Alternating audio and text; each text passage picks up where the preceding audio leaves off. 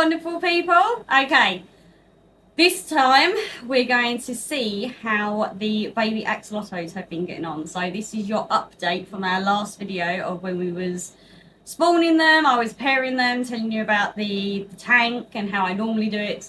And we saw some breeding activity and some breeding behaviour from one pair.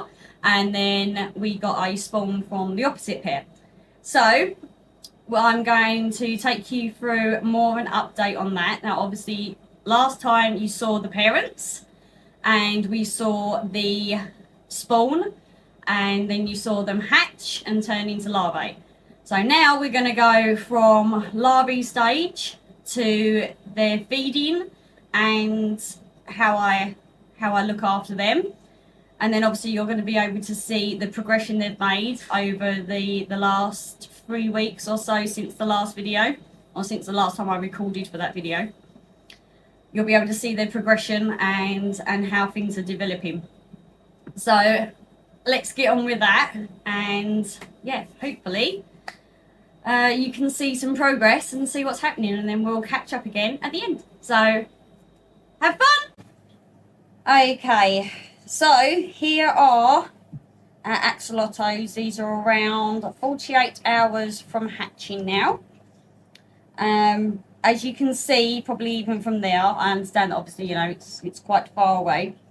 But the size difference in them is quite dramatic. This is completely normal, even though, you know, they only would have hatched out maybe 24 hours or less than 24 hours apart. The size is quite dramatic in them. I don't know whether you can see, but they are, there you go, look. Yeah, you can see the size difference in some of them. Obviously it's dirty water because, you know, they were fed yesterday. So yeah, so what we're going to do today is we are going to move them into their sizes. So that's how I separate mine to start with. So we have another 2 tubs here that I have prepared, and I have some water here that is axolotl friendly. So we're just going to drop a bit of water into both. I don't need that much to be worrying about. There we go. And the easiest way I've found to move axolotls at this stage, because they're obviously very tiny, and I want to just try and get the axolotl or the baby axolotl with at least amount of stress as possible. Believe it or not, is I take a base stop. So, where did that noise come from? Okay, so what we're going to do is we're going to separate the larger axolotls from the smaller axolotls, and we're going to put them into the tubs. So obviously this turkey baster is not used for food. I've had it for years, as you can tell. You know, it's quite, yes. But it's not used for food. It is axolotl baby use only. So we're going to gently, very gently, because obviously, you know, we don't want to hurt them. So we're just going to suck a few up, and it's like chase the axolotl. So there was one. See, and I just dab, and then there is our baby axolotl in the tube. So, and then we just pop it in and release that one. So that's going to be our bigger one with the bigger babies. And obviously what you want to try and do when you are doing it is, if possible, try and get them sort of head on to it. Obviously they move because, you know, it's a big scary tube coming towards them, and they want to know what the hell's going on. Now this can take some time to do. You do have to be fairly quick, because obviously, you know, you don't want them dropping back out, and especially on this occasion, obviously I'm trying to pick certain ones for certain things, which obviously makes it difficult. Obviously, I want the least amount of water in there as possible, because obviously this is dirty water.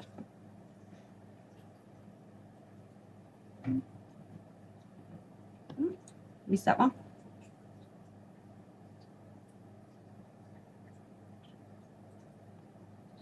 No, I mean, like I said, there is lots of other trays of baby axolotl eggs, but we're only going to concentrate on the one tray, and this is the tray that I've selected. The rest of them, obviously, you know, I just thought it'd be nice to follow one group along their journey.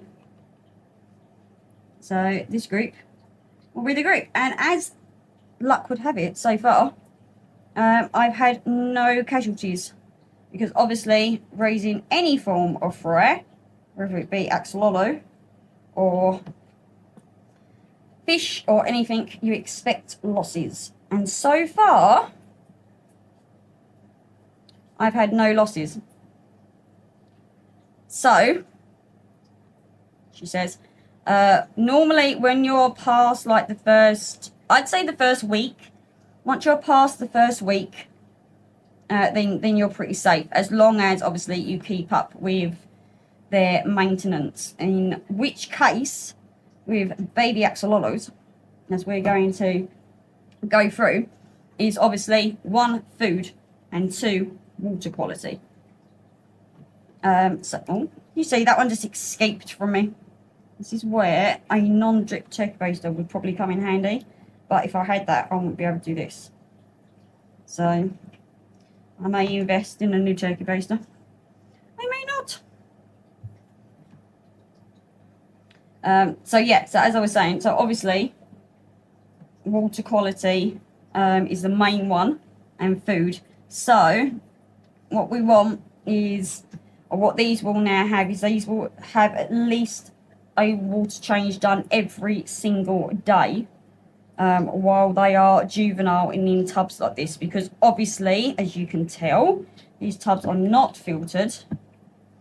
They're literally just water put into a tub. So there's no filtration in there, no nothing. So we need to be really, really spot on with our water quality. And I'm going to say there's one here that's a little bit sort of in between the two, so I'm going to pick it to go into the large one, simply because I'd rather it be in with a larger group than a smaller group. So there are our larger baby axolotls. We're going to pop those over there. Slide this one in. Da, da, da. Right, and the other thing that I am going to talk about is their feed in this video. Now, obviously, as you've probably seen or possibly seen in one of my previous videos, I have baby brine shrimp hatcheries, and that is what they need to eat. I don't know of any breeder of axolotls that's managed to get them to eat, while they're this small, dry or pelleted food or any artificial, if you like, type food. The fact that the food is moving and squirming about in front of them makes them interact with it. So in that case, what happens is obviously, you know, they interact with their food, they open their mouth and take a few bits and then realise, oh, that tastes nice. And then they turn into little hunting Pac-Man. So, baby brine shrimp is definitely the way to go. I've never tried them on things like vinegar eels or microworms or anything like that. I can't see why they couldn't be used. I don't bother with the vinegar eels simply because there's no need for it. When they're born, by the time they're hatched, they're big enough to take baby brine straight away. So that's not an issue. I mean, obviously they don't stay on baby brine shrimp, but at this age, that is their main, or I personally, that is their only source of food with me, is baby brine shrimp. And they will get that twice a day.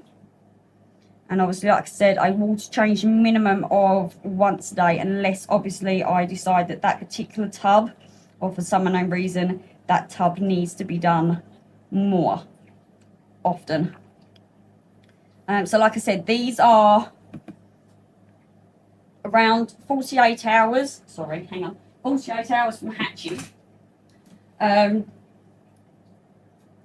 So I will show you clips a little bit later of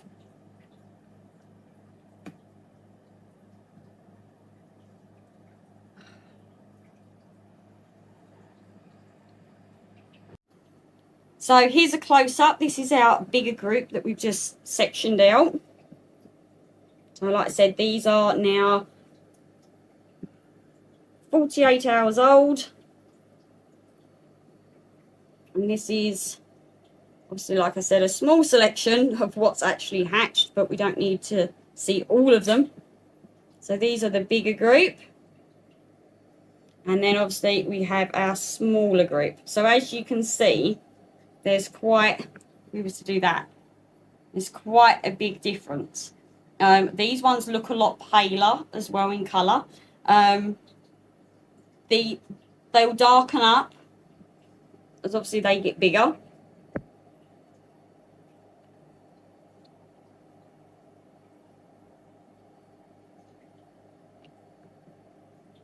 So there we go. So there's a smaller group.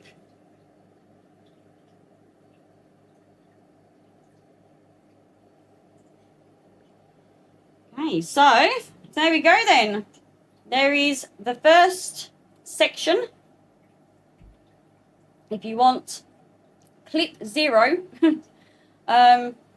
48 hours old of axolotl babies.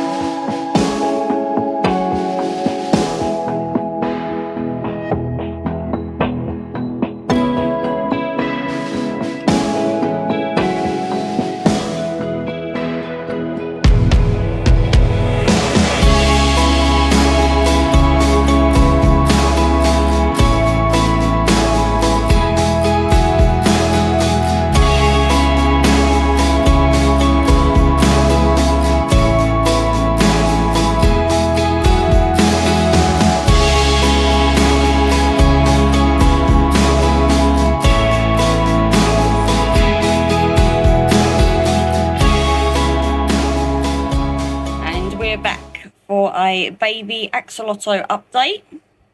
So we are now on week 3 and we are getting our front legs. As you can see, they've grown a fair bit, but they're still quite teeny tiny. We are still on around 3 feeds a day on brine shrimp at this size.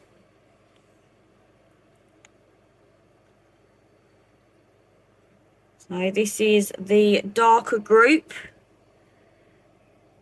which started off to be the bigger group. We've now started to level out in the sizes though.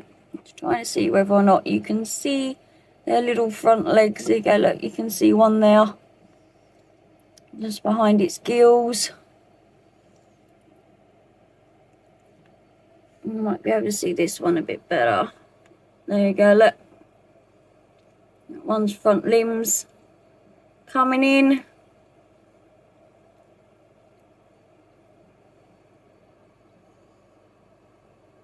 So yes. So we're starting to get our limbs. Here is the lighter group. So these will be, ooh, focus. These will be our albinos and the more leucistic type. So the ones with the dark eyes should be our leucistics, and the ones obviously with the pink eyes will be our albinos.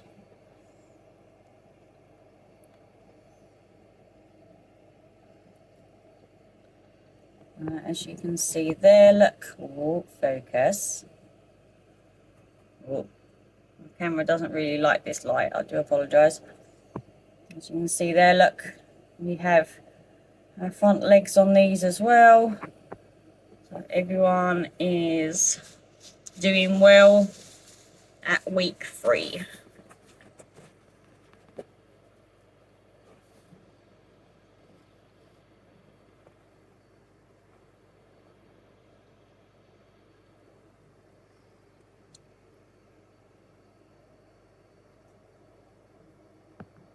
No, not going to focus on that one. Doesn't like it. It says no. It's the light on where they're situated within the room. But there we go. So update on week 3. I'm still doing daily water changes on them. Like I said, they're still on 3 feeds a day of brine shrimp as well. So all is doing very well. On week 3, we should start very soon. Now that our front legs have come in, we should start to get our hind legs coming in pretty soon. So, and they'll actually start to look like little teeny baby axolotls. I think that one's going to be quite interesting. That one I am very, very hopeful for, and what I'd like from this line. But only time will tell. Only time will tell. And we will see what we get as they get older.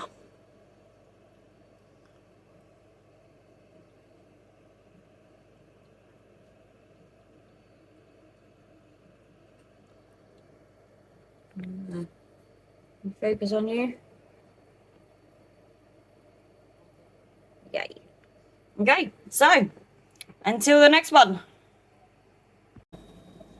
So there's your update video on our baby axolotls and how they are developing. So you've seen them go through now from their first feed, continuing on the baby brine shrimp.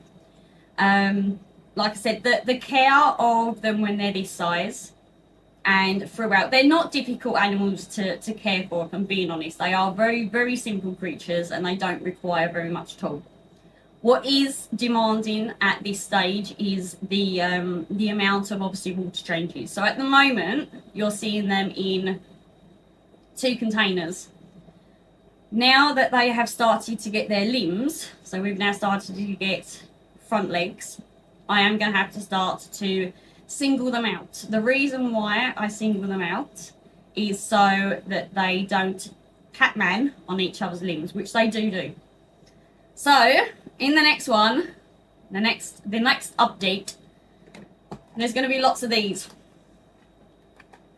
So for every baby, there's going to be one of these. So there's going to be one baby placed in a container of this size for now, as again, another temporary basis while they're growing out, so they can get all their limbs and they can get fed properly. We're going to see them change now onto a slightly different feed as we go on.